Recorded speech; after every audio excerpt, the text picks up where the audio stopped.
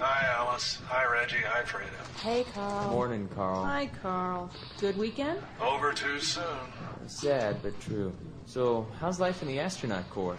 Has its ups and downs. Going up today? Back to the moon. You don't sound too excited. Well, it's Monday.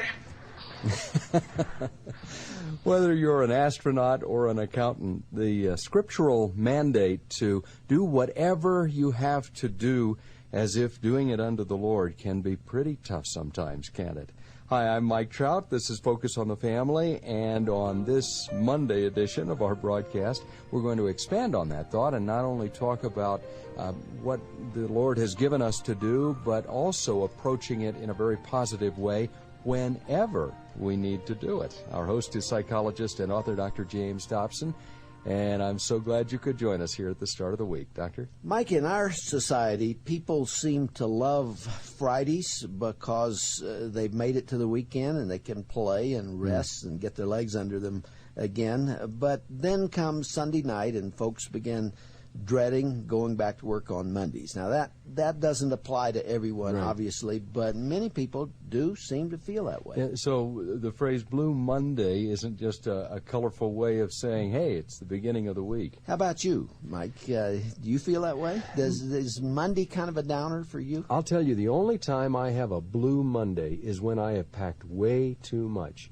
into the weekend. I love my work. I love coming to Focus on the Family. There are so many great opportunities here, and so I don't usually feel that way, only if I've overextended myself over the weekend and didn't rest. Well, I don't feel that way either. I love what I do, as you said, and I'm thankful for every day that the Lord lets me serve Him in this way. You know, I just love what I do. I don't lie awake at nights worrying about Focus on the Family. I don't bite my nails. This is not a stressful place. It's a place of a lot of hard work and a fast pace, but not something that I see as stressful. I may be under stress and don't know it, but I think I love it, is what I think. Well, and as you said just a moment ago, we're probably unusual because most people do look forward to Friday and look forward to the weekend and aren't excited about what they do at work. I know my dad spent 35 years at a job that didn't excite him. It brought home the bacon, but he didn't look forward to going back to work, and he really looked forward to retiring. That's a shame when you consider the percentage of your life that goes into that activity to just be trying to bring home a paycheck. That's not enough. And that emotional roller coaster of being up on Friday because it's the end of the week and down on Monday because you're starting it all over again is what we're going to talk about today, isn't it? We sure are, and we have a guest who's been a friend to us here at Focus on the Family and to me personally for a number of years. He's John Beckett. He has written a book on this subject called Loving Monday. Wonderful idea for a book. The subtitle says, Succeeding in Business Without Selling Your Soul. And that is what we're going to discuss. John is president of the R.W. Beckett Corporation. It's located in Elyria. Is that right? Did I get that in Ohio? Elyria. Elyria. And the company has been located there from the beginning. Is that right? Yes. And it is an oil burner. Well, our core business manufactures oil burners for residential heating, and we've diversified into other related product areas now. I understand you have about 80% of that business? Right, in North America. How long has the company been in operation? I'm asking these questions because they relate to what we're going to talk about. It was started in 1937 by my dad. And so it's been over 60 years. He's the RW. He's the RW. All right. Let me just say also that John was named this past March as Christian Businessman of the Year by the Christian Broadcasting Network. He and his wife Wendy have 6 children and 4 grandchildren. And most interestingly, and Mike, you may or may not have known this also, but John was featured on an ABC News piece. I think it was a short feature that was done by Peggy Waymeyer. And I understand that short little presentation, what would you call it, clip or whatever? It's a mini story. Got more response than anything else they've done on the evening news. In the history of the ABC Evening News. John, that must have surprised you. Well, it did. When I watched that broadcast, and incidentally, they had compiled some 15 hours on site in our plant to compress that into the 4-minute piece. My wife Wendy and I sat there with our knuckles white, wondering what they could have taken and put onto that news piece. But it did turn out to be remarkably positive, Jim, and as you say, it just elicited this enormous response from people. Well, what that tells you is that a lot of people feel the way Mike and I were describing at the top of the program, that they see work as something unpleasant, a means to an end, a way to eat, a way to feed your family, but don't get the fulfillment from it that they should. Is that the central theme of Loving Monday? Well, it is. With your background as a doctor, you'd be interested in knowing that the Center for Disease Control says that the time of the week that people are most likely to have a heart attack is 9 a.m. on Monday morning. Because of the stresses associated I with think it's gearing up. It's going back into that environment after maybe being laid back a bit over the weekend.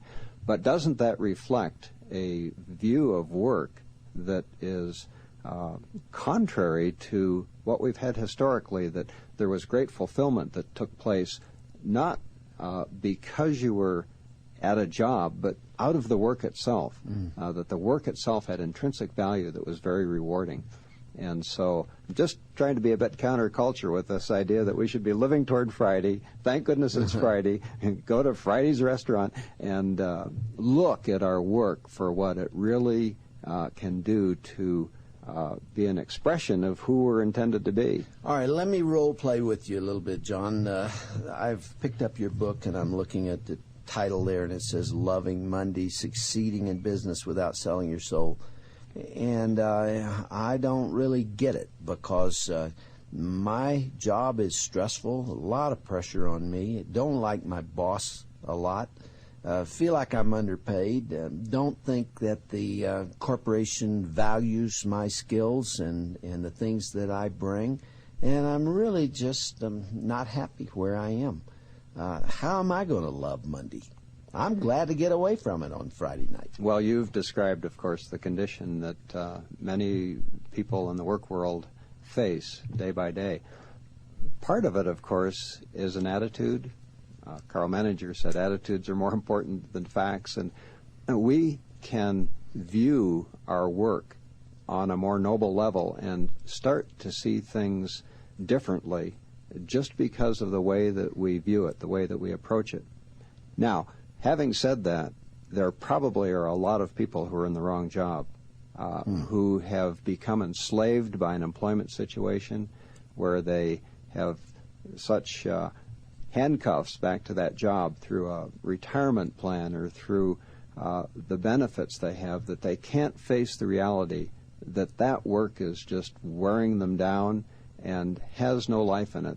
That person probably needs to rethink whether he's in the right place. You know, Mike, that takes me back to 1997 when we did an employee survey here at Focus on the Family to kind of assess where people were, how they felt about where they worked, and what they were doing, and so on. And one of the things that I observed in those data, there were a lot of positive things. We could talk about that the rest of the program. One of the things I observed, that there were many people here, I don't know what percent, maybe 10, 15%, who thought of the work that they did here as a job and not as an assignment from the Lord to accomplish His purpose through this ministry. And this is in a Christian ministry. Yes, and that's everyone here. I mean, the people that answer the telephone are doing it as unto the Lord. That should affect the way they relate to people, those who answer letters, those who pack books and send them out. Every person here is part of that objective, and it's not just me and a couple of EVPs and 14 vice presidents, you know, that we're the only ones that should be fulfilled, and everybody else is just kind of going through the motions. And we've really taken some time to talk about what this is all about. on that day, which happened to have been September 5th, 1997, we brought 1,300 people together, and I talked about this. And at the end of that time, I said, I'm going to meet with 100 members of our staff. I'm going to serve lunch to you, or somebody's going to serve it, and then I'm going to stand there and answer any questions you want to ask. You can take me any direction you want to. Let's talk about this mission, what we're here to do, and if you have any concerns about the ministry and how it's being run or functioning, let's interact on it. I've now worked my way through all 1,300. We call it Focus Fridays and Focus Mondays and sometimes Focus Wednesdays. But it's been a very, I hate to say successful, but a very rewarding thing for me, because not only have they asked me things they wanted to know, I've heard from them. And the purpose, again, is to pull us into a team, recognizing that there aren't haves and have-nots. There isn't the in-group and the out-group. We're all here to serve the Lord. We have different functions, but we're part of one objective. Well, that's a great model, really, for the corporate world. And I think that idea in itself could be taken into organizations of any size. And some of that conversation, I'm sure it happened with you, Jim, was to talk about just what the purpose of the organization is. What is it that we're trying to accomplish? And if you ask that question in much of corporate America today, the knee-jerk answer will be, well, it's the bottom line. Yeah. And yet, how many people in the organization are there really because of the bottom line? They're there because they enjoy a particular discipline, or they like the relationships, or they feel they have something they can contribute to a cause or to something that the organization's involved with. And when they go home at night, they don't talk about the corporation's bottom line. They talk about what happened above the bottom line. Mm-hmm. So that's really where your focus is going, and I think where we need to go in much of corporate America. Now, you have made a major effort in your company to operate it by the principles of Scripture, by Christian principles. Now, that doesn't mean that everybody who works there is a Christian, and it's illegal to make those kind of decisions on the basis of Christianity today. But you can certainly operate and function according to those principles. Explain what you're doing. Well, this really is what caught ABC's attention, and you mentioned that there was a major focus on this on World News Tonight with Peter Jennings. They came in and they said, well, what makes you different from the business down the street? Because you're endeavoring to integrate biblical values into what we're doing. And initially we had to just think about that for a moment, because these practices become embedded in the organization. But I said to Peggy Waymeyer, who was doing the interview, would you like to look at our maternity policy, for example? And she said, well, what's that all about? And I said, well, you know, we just have such a strong view of the value of life. That's our basic premise. And the importance of each newborn child, that we're going to let our mothers elect to take up to 3 years off with their baby if they want to do that, and then be able to come back into their job or an equivalent job. And we're going to extend benefits during that period of time. We're going to enable them to stay whole financially.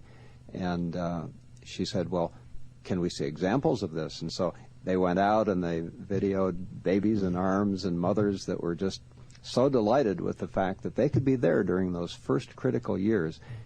In other words, the company was not at war with the family values. It was strengthening family values. John, what kind of criticism have you received, both inside and outside the R.W. Beckett Corporation, for talking about Christianity and bringing those principles into the play?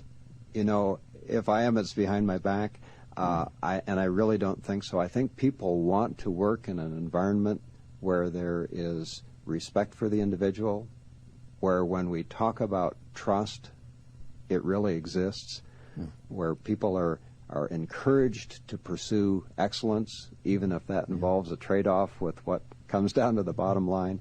And so the attitude, frankly, has been very positive. We're a sought-out employer in our area. We, even during these tight times of employment. We have people lining up to come to work for us. Yeah, no wonder people love Monday when they work for you because it's a little different. One of the things I wanted to talk to you about before our time gets away, because this is really important to me. Mike, you remember 4 or 5 years ago, we became embroiled, certainly involved, in a struggle with the EEOC, the Equal Employment Opportunity Commission, which had decided that they were going to redefine the rules for the workplace to make it very difficult, if not illegal, to share your faith with a fellow worker.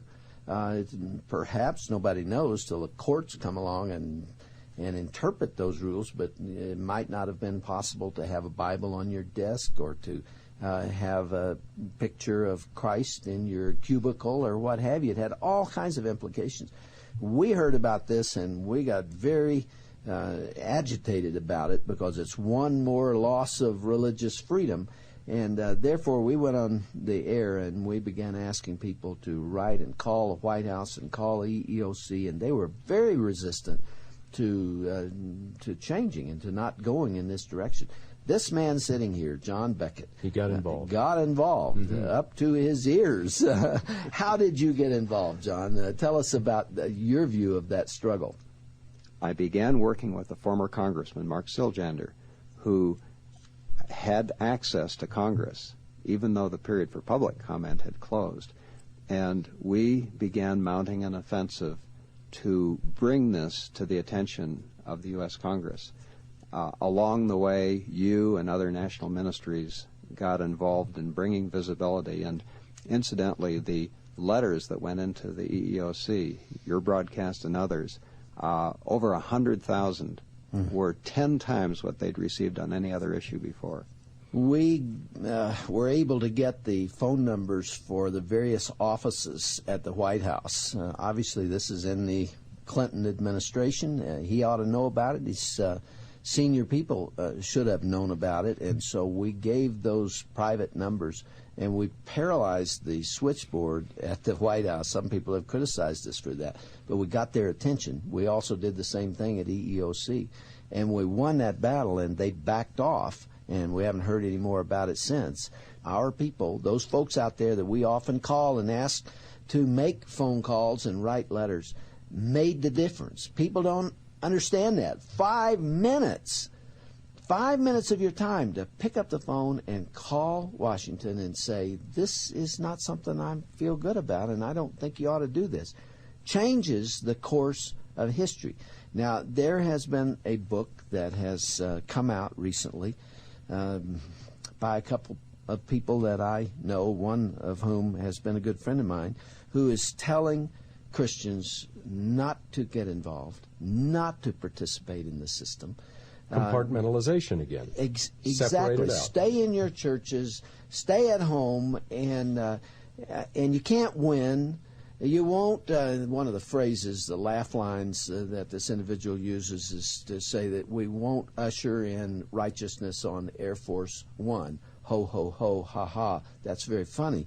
The truth of the matter is righteousness can sometimes be protected in a democracy by the people saying this is not acceptable to us. And there are things that we need to do to defend the things that we believe in. And you can win, and we have a long series of confrontations of this nature where we have been successful. We haven't won them all. That's what, pluralism's all about. People come from different points of view. But every segment of society has a right to express its views, and the notion that everybody can participate in a democracy except Christians who somehow should stay home and not share their perspectives and views is crazy. And I reject that notion categorically, and here's a very good example of it. Yeah. You know, on the plane out this morning, I was reading again that wonderful account of how the early disciples were accused of being those who had turned the world upside down. They said they've come here too. And I think we should be people who are prepared to turn the world upside down with right ideas, with right thinking, with right motivation.